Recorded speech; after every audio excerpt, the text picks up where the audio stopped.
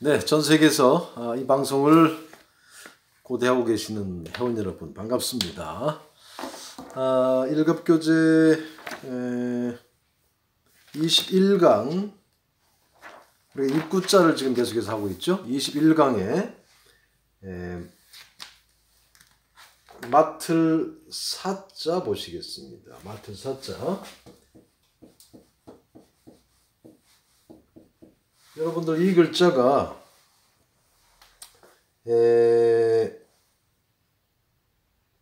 사자가 들어갔으니까 발음 기호는 거의 4일 가능성이 높겠죠. 네. 여기 입구자고 그 다음에 밑에 거는 책자죠. 그러니까 책에 들어있는 이 책이라는 것은 족보책을 말할 수 있습니다. 족보책에 들어있는 어떤 것들을 맡아서 행동해야 될 사람. 꾸미는 이야기가 아니에요. 이 족보책에는 이제 그 족보가 나오면서 그 족보에서도 좀 더 중요한 인물들이나 또 어떤 그 집안의 그 대소사를 주관해야 될, 즉 제사를 주관해야 될 사람들도 있을 거 아닙니까? 그런 사람이 누구냐 이거예요. 족보책에 들어있는 것들, 족보책에 들어있는 그 자신의 이 족보, 이 일족들, 또 친족들의 일을 맡아서 해야 될 사람. 이 후자는 인구, 식구하면 사람도 되죠? 그래서 이을 사자, 후사 사자입니다. 이을 사자, 후사 사자입니다. 후사, 이을 사자, 후사 사자입니다. 후사, 날 있는 사람이죠. 있는 사람이란 이 족보책에 기록되는 사람이요. 내 족보책에 기록되었다는 것은 나를 이어서, 그렇죠? 계속해서 뭔가 우리의 가족과 친척들, 우리의 그 같은 씨족을 위해서 뭔가 해야 될 사람을 말하죠. 여기에서 맡을 사자는 사람의 모습과 입구자의 모습이에요. 그러니까 사람이 무릎을 꿇고 신이나 높은 사람이 어떤 명령을 내릴 때 그 명령을 이어받아서 지키겠다. 이렇게 해서 맡을 사가 되었을 가능성이 높습니다. 갑골문을 보면 이 머리를 조아리고 말하는 모습이에요. 머리를 조아리고 말하는 모습이에요. 누구에게? 신에게, 임금에게. 뭐 하겠다고? 네, 명령을 제가 받아서 또 분부대로 하겠습니다. 그래서 이게 맡을 사입니다. 이 맡을 사자가 나오면 제사를 맡아서 해야 되는 것이 어디예요? 사당이죠. 사당 사자입니다. 사당 신사할 때 맡은 일을 제대로 하고 있는가를 엿보는 사람, 엿볼 사자입니다. 사찰한다는 것은 제대로 맡겨진 일을 하고 있는가를 살펴보는 것이죠. 맡은 일을 제대로 하고 있는가를 엿보는 사람, 사찰, 엿볼 사자입니다. 그 다음에 이제 족보에 기록된 것들을 제대로 지켜야 될 사람이 이을사, 후사사. 음식을 맡아 있다. 이런 무슨 말이에요? 식량을 맡았다. 동물들을 기르기 위해서 식량을 맡은 것이죠. 그래서 사육, 방사에 먹일 사자입니다. 말씀원이 들어가면 어떻게 됩니까? 요것이 맡을 사자잖아요. 신의 명령이나 어떤 또 왕의 어떤 그 계명들 이런 것들을 맡아가지고 지켜야 되는, 즉 맡아서 지켜야 될 신의 계명이나 임금님의 계명, 임금님의 말씀을 가리켜요. 그래서 품사 가사의 말씀 말사자입니다. 동명사 동사할 때 말씀 품사 사자, 말씀 사자 말사자입니다. 요 글자와 이렇게 반대로 이렇게 되어 있는 거, 그러니까 좌우가 바뀐 꼴이 그게 이제 이렇게 씁니다. 요 글자와 요 글자가 요 글자랑 좌우가 바뀌었다 생각하시면 돼요.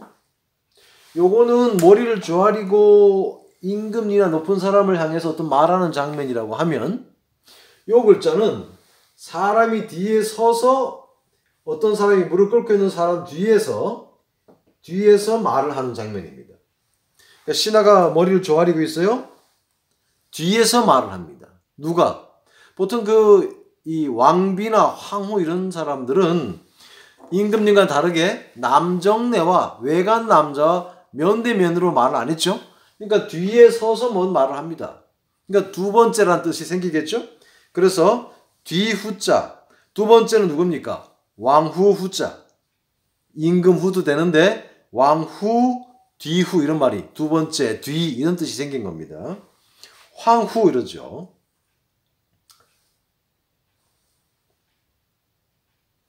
자, 이 황후가 황후, 임금 후자, 왕후 후자, 뒤후자인데 이런 황후나 이런 사람들을 길에서 만난다는 건 쉬운 일이 아니죠.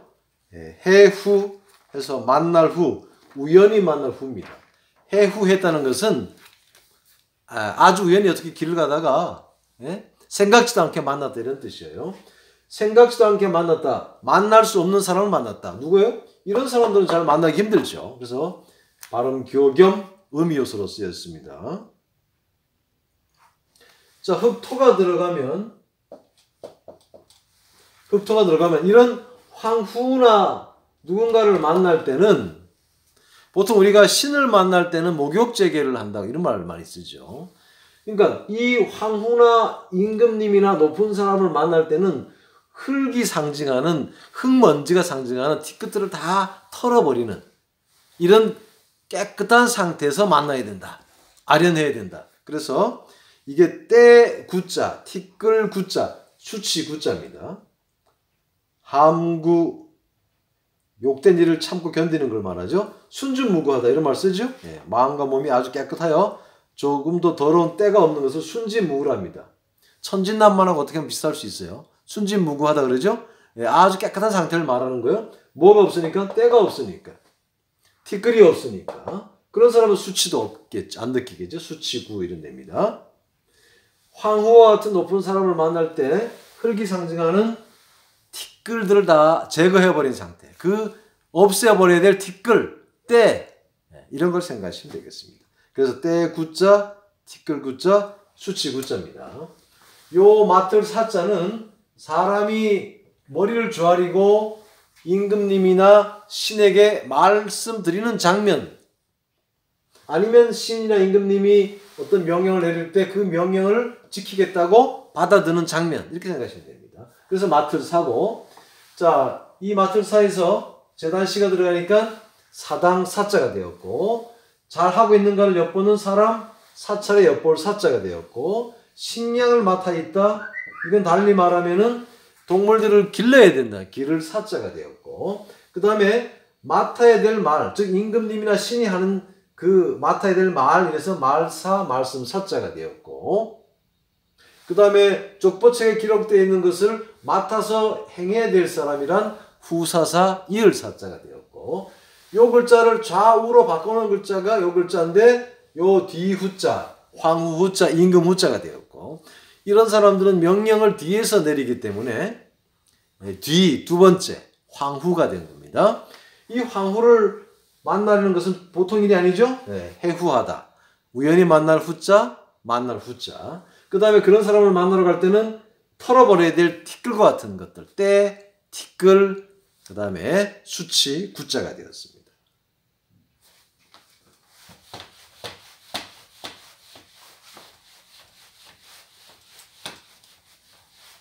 오늘 졸업식 한자가 어떻게 재밌습니까? 지난번에 어떤 분이 통화를 하면서 외울 필요가 없어요 이런 말을 하더라고요. 외울 필요는 있겠지만 자연스럽게 익혀줄 수 있는 방식이죠. 자, 그러면 그 다음 페이지 40페이지 보시겠습니다.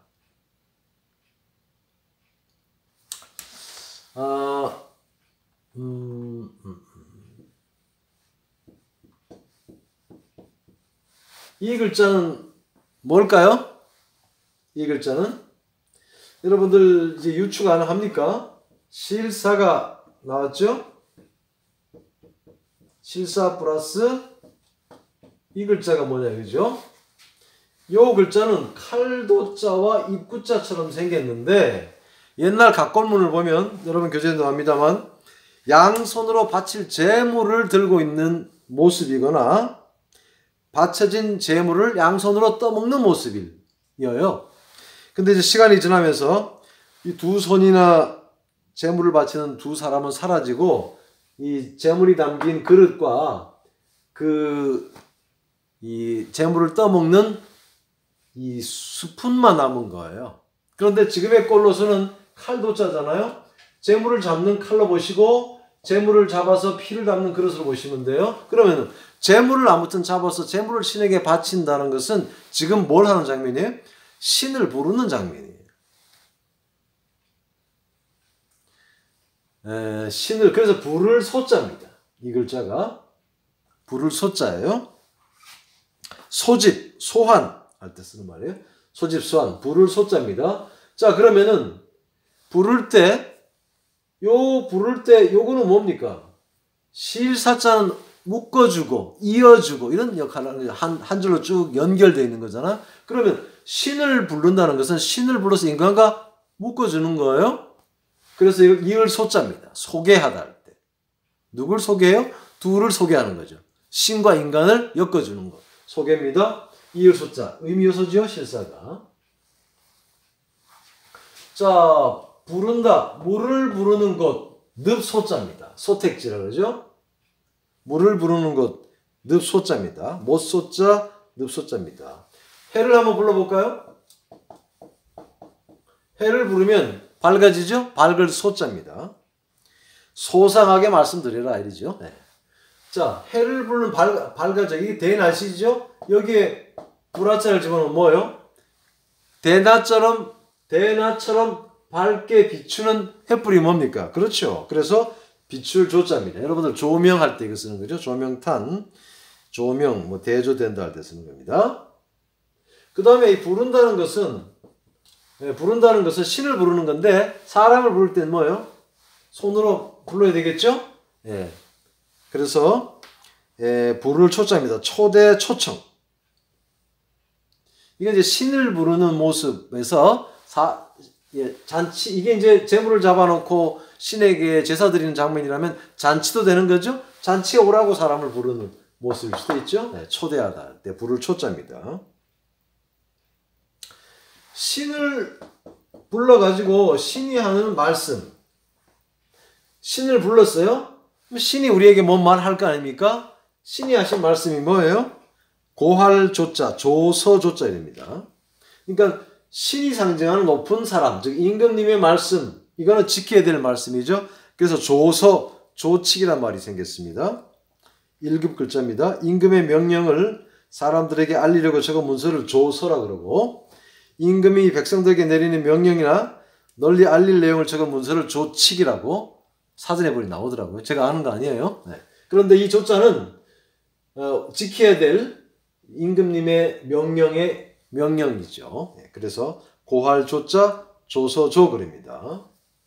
이 부를 초자가 부른다는 뜻이면 이게 신을 부르는 모습이잖아요. 그러면 신을 부르기 위해서 무당들이 뛰어다녀요.